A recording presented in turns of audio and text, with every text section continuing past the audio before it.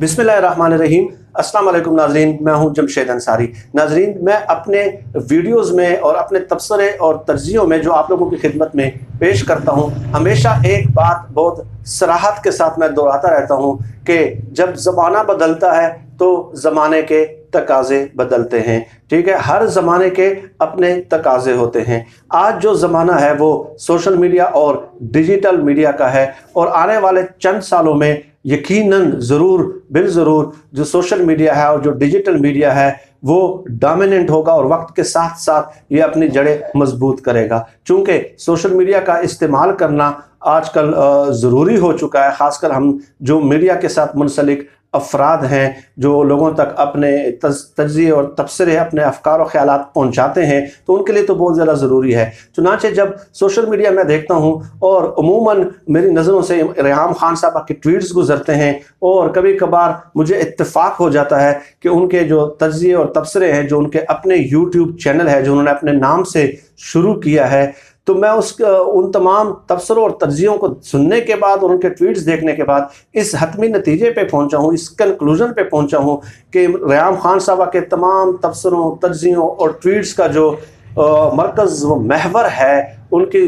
जो बात शुरू होती है और जो बात ख़त्म होती है वो इमरान खान साहब के स्पेसिफिक होती है। सिर्फ इमरान खान साहब के ज़ात के गिर्द वो घूमती है और वो इस एक हिसार से है, वो निकलना नहीं चाह रही। अब ये ऐसा क्यों है, उसके ऊपर तो मैं एक अलग वीडियो में बात करूंगा कि ये किस किस्म के नफ्सियाती मसाइल हैं, वो मैं आप लोगों को नफ्सियाती पर्सपेक्टिव से किसी दिन तफसील के साथ बताऊंगा। लेकिन फ़िलहाल जो उनका एक तज़िया मेरे नज़रों के सामने से गुजरा, वो उसमें 2-3 पॉइंट्स आप लोगों को बताता हूं और उसके बाद उस पर थोड़ी सी बात करते हैं, तबसरा और तज़िया करते हैं। वो कहती है कि इमरान खान साहब 6 साल तो क्या 600 साल भी परफॉर्म नहीं कर सकते, और साथ ही साथ उन्होंने ये भी मशवरा दे डाला कि सेलेक्टर्स अपने लाडले को थोड़ा सा और लाड देकर समझाएं। अब पहली बात तो ये है, और एक फिक्रे में वो बार बार लाडले का लफ्ज़ इस्तेमाल करती रही है, लाडला लाडला लाडला।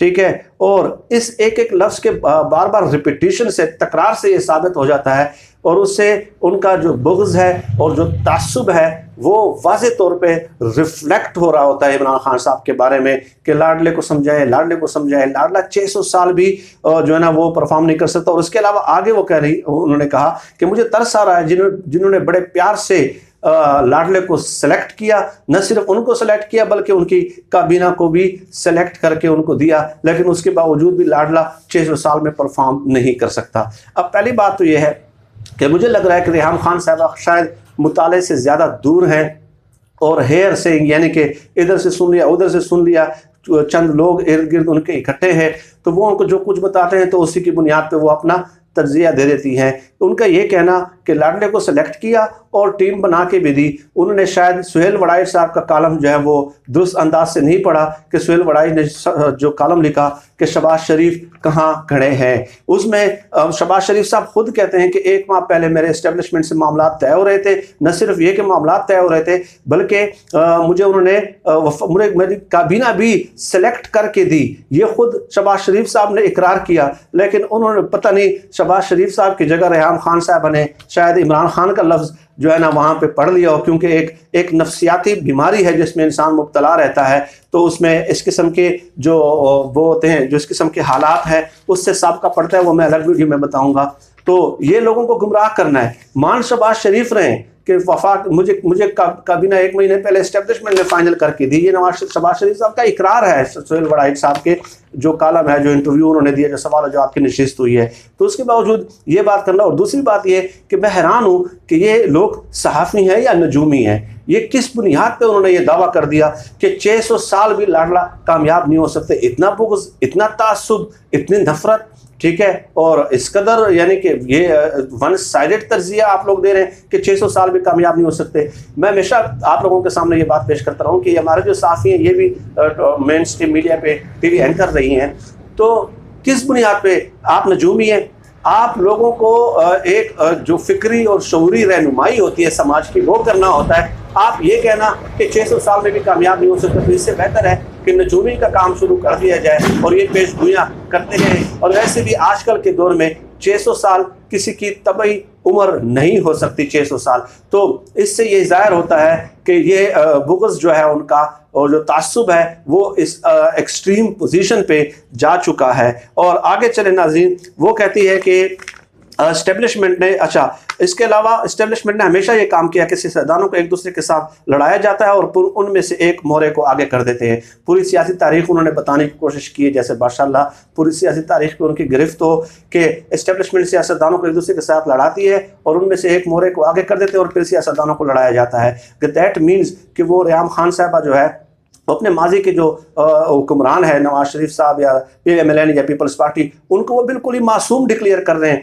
कि सियासतदानों को एस्टेब्लिशमेंट एक दूसरे के साथ लड़ा रही है और फिर एक मोहरे को आगे कर देते हैं कि दैट मीन्स कि सियासतदान बच्चे, सियासतदान मासूम है, सियासतदान मतलब इतने छोटे हैं, इतने उनके जहनी सतह इस कदर लो लेवल पे है कि वो उनको लड़ा रहे हैं और हमेशा 70 सालों से ऐसा हो रहा है। नहीं, ये सियासतदान जो है वो इक़्तिदार के भूखे हैं, जैसे कि शहबाज शरीफ साहब ने खुद जो सुहेल वड़ाइश के कालम में कहा था।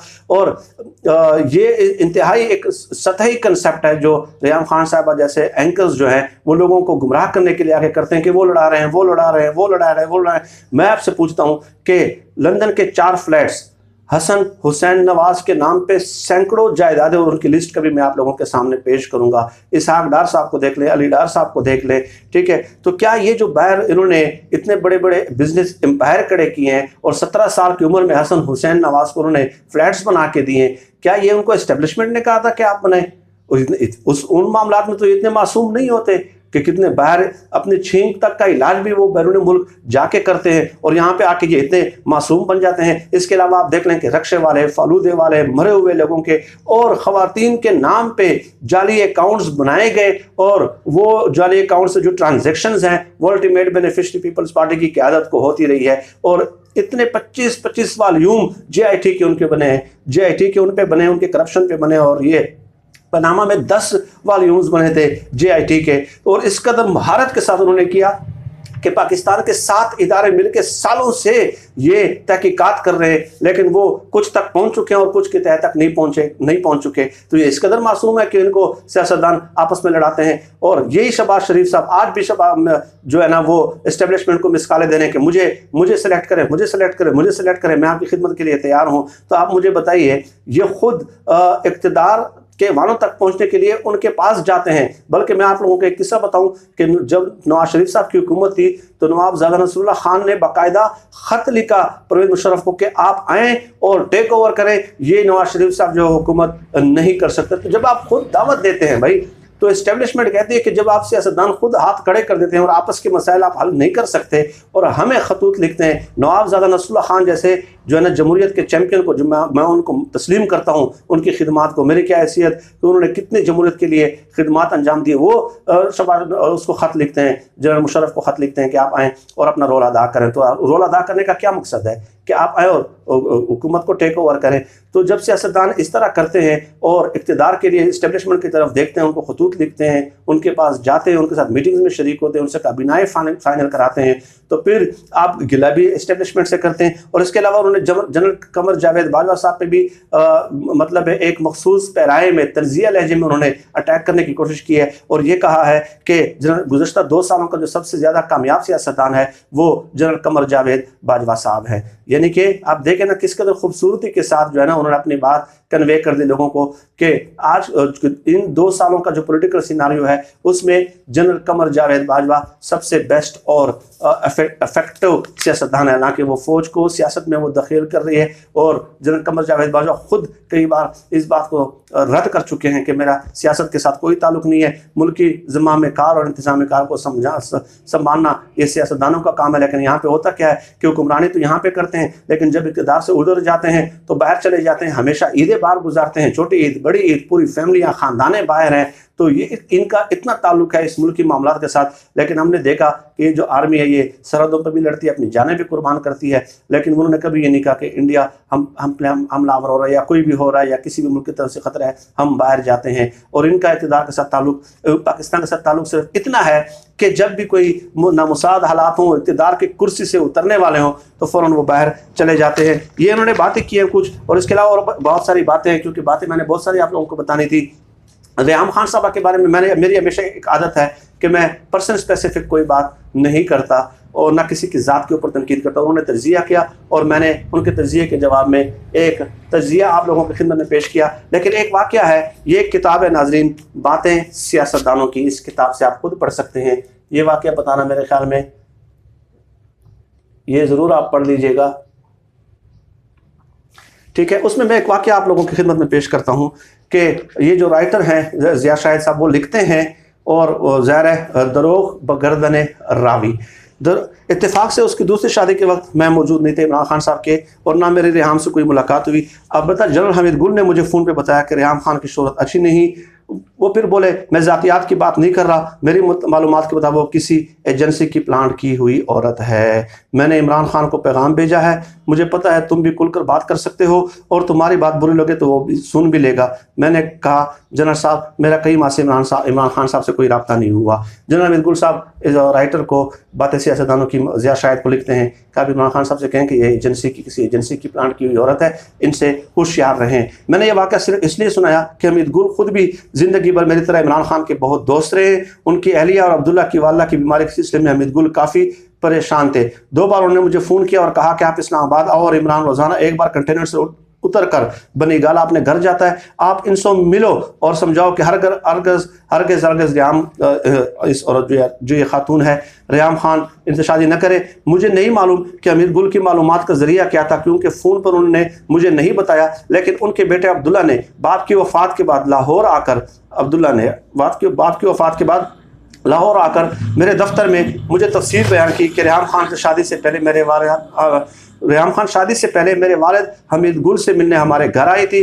मेरे वालिद ने मुझ समेत लोगों को कमरे से निकालकर अलहदगी में रेहाम से बात की थी। मुलाकात ख़त्म हुई और रेहाम जाने लगी तो वो बहुत परेशान थी और मेरे पूछने पर मेरे वालिद ने बताया था कि मैंने रेहाम से कहा मैं आपको नहीं जानता, लेकिन क्या आप फ़लाँ शख्स को जानती हो, और क्या फ़लाँ इदारे से आपका ताल्लुक़ नहीं रहा, और क्या आपको पाकिस्तान भिजवाने और इमरान से मिलवाने में फ़लाँ अशख़ास सरगर्म नहीं रहे। अजीज़म अब्दुल्ला गुल के बकौल रेहाम खान इस पर अपसेट हो गई और जल्द ही वो उठकर चली गई। अब्दुल्ला गुल को यकीन था कि रेहाम खान को पता चल गया है कि मेरे वालिद को उनकी हकीकत पहचान गए हैं, लिहाजा उन्होंने फ़रार ही में आफियत जानी। अब्दुल्ला गुल इस्लामाबाद में मौजूद हैं और अपने घर में मिल सकते हैं। मैंने जो कुछ कहा इससे ज़्यादा तफसील वो आपको बता चुके हैं। इसके अलावा जो राइटर है वो लिखते हैं कि रेहाम खान की जो शोहरत बरतानवी हल्कों के हवाले से मुझ तक पहुंची थी, मैं कन्विंस था कि ये मामला जो शादी के मामला है वो ज़्यादा देर तक नहीं चल सकते।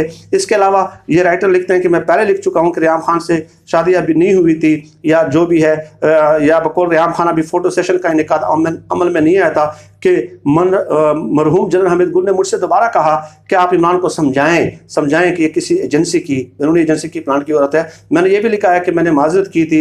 इससे कबल शमा मुझे लंदन से आगाह कर चुकी थी कि BBC पर मौसम का हाल सुनाने वाली इस नाम नहाद जर्नलिस्ट खातून का पस मंज़र क्या है।